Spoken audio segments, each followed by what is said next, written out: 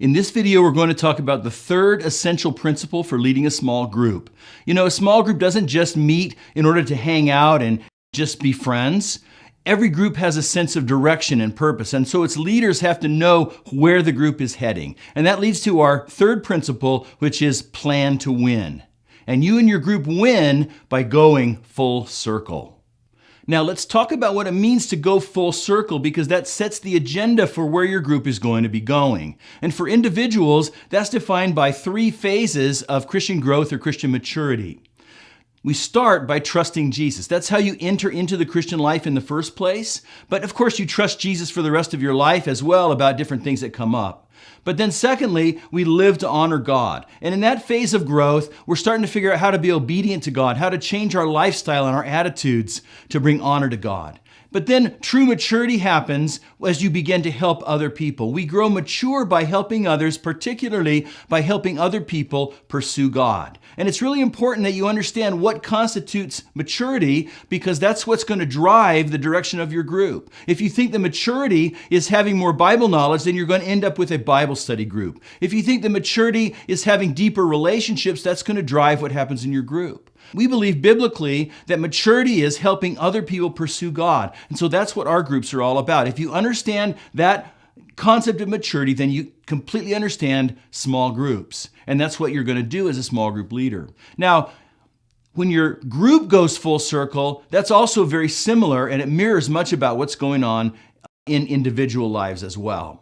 Because a group will start by launching. That's the first phase of the group, is you're just getting off the ground and getting to know each other. And the second phase of the group, as you move around the circle, is that your group is growing together and developing. You're raising up leaders, and people are trusting each other and mentoring each other. And then finally, your group becomes mature when it reproduces and begins to form other groups. Now, those 2 circles catalyze each other, because as the group is moving toward reproducing, it causes the people in the group to get vision for how they can help other people pursue God. And as the members of the group start to mature and help others pursue God, then that catalyzes the group as a whole to move toward reproducing, because there'll be more people in the group, there'll be more leaders who are fit to lead. And so the 2 things catalyze each other. But what I want you to understand is that your goal is to start, to grow, and ultimately to reproduce your group. So right from the very beginning, you're going to have this goal in mind, that you're going to ultimately reproduce your group. Now, you're going to let your members in on that along the way as they're ready to hear that, because a lot of times when people hear that we're going to reproduce, they think we're going to forcibly split the group and violently rip best friends apart and so forth. It's a negative to many people, but we're trying to communicate that healthy things always reproduce. And there's a lot of resources in our library at PursueGOD.org to help you understand how to do that.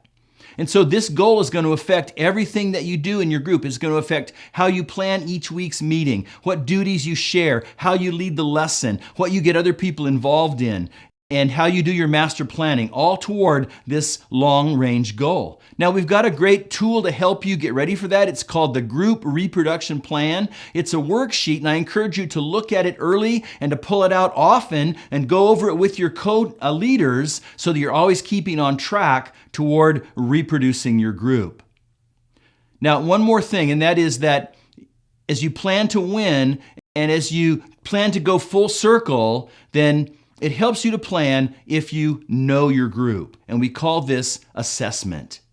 Assessment means that you're continually taking the pulse of your group, that you're evaluating where the group is at. And I know a lot of people are uncomfortable with that idea of evaluating or assessing, but we have great precedent. The Apostle Paul did it. And we see that in 1 Corinthians chapter 3. Dear brothers and sisters, when I was with you, I couldn't talk to you as I would to spiritual people. I had to talk as though you belonged to this world, or as though you were infants in Christ. I had to feed you with milk, not with solid food, because you weren't ready for anything stronger. And you still aren't ready, for you're still controlled by your sinful nature. So you see that the Apostle Paul assessed the members of the Corinthian church. Some of them were more mature, many of them were less mature. And based on his assessment, that dictated what his strategy was for ministering to them. He says, I couldn't give you solid food. He adopted a simpler strategy for what he called milk. And so assessment helps us as group leaders to know how to share the right truth at the right time, whether that's with the group as a whole or whether that's with the individuals in the group that we're doing follow-up with. And doing that kind of evaluation then helps you know what to do next as a group or next as a leader. What series are you going to do next? What kind of things do you need to plan for next? And we've got plenty of great tools in the Pursue God library that are going to help you succeed at assessment or at evaluation. So all of that is under the idea that our first concept, if you plan to win, is that the win is to go full circle as a group. Now, here's the second thing that I want you to understand as you plan to win. And that is that our tools help you plan to win. When I talk about using our tools to help you plan, I'm talking about these worksheets and these leadership resources at PursueGOD.org. But beyond that, I really recommend that you use the curriculum from Pursue God as well.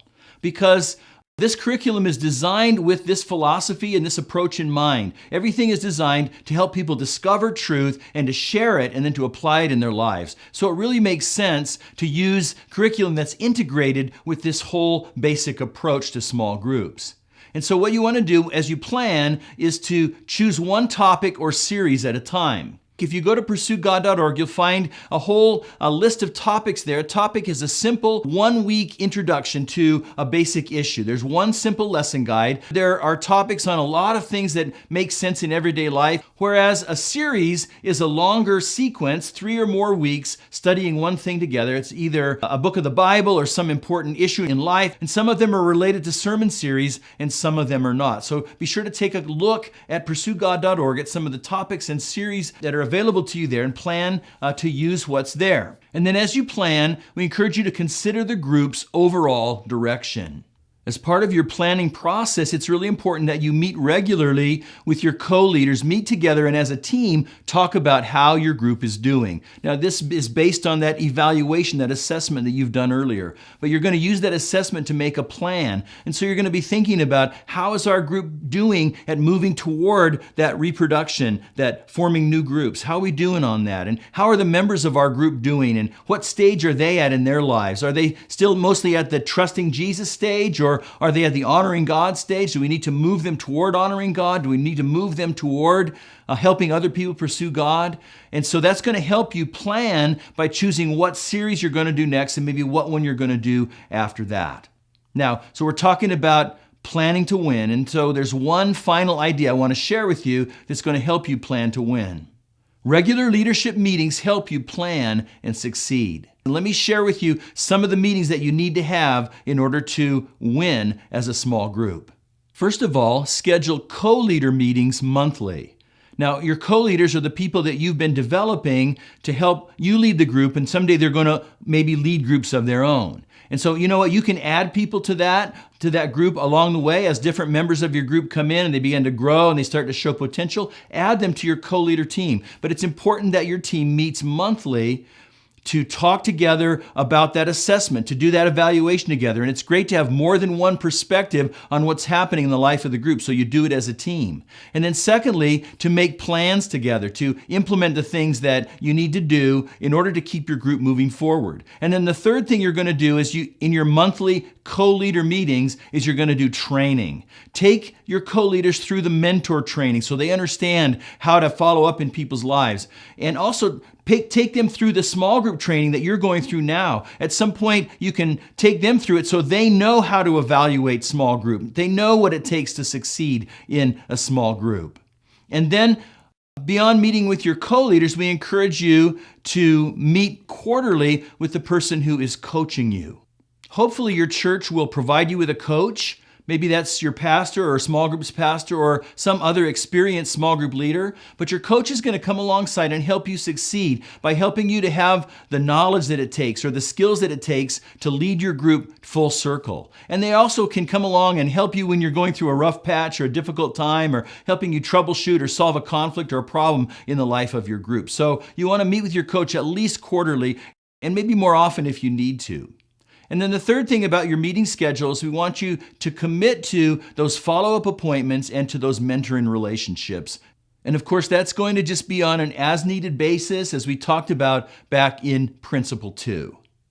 And so we're talking about plan to win. That's our third principle of small group leadership, plan to win. Plan to lead your group full circle, plan to use the tools to help you succeed, and then observe a meeting schedule that's going to help move you in the right direction. And now that you've learned these three principles about leading a small group, think about what your next steps are. And I would suggest that the best next step is to get connected with the small group system at your church. Go get in a group and participate and commit yourself to it and learn everything you can from an experienced small group leader. And then when it's time for you to lead or to co-lead a group, make sure that you check out all the resources here at PursueGOD.org that we've created to support small groups. There's plenty of articles and videos. We encourage you to go browse them and become familiar with them that are going to help you succeed in helping other people pursue God through small groups.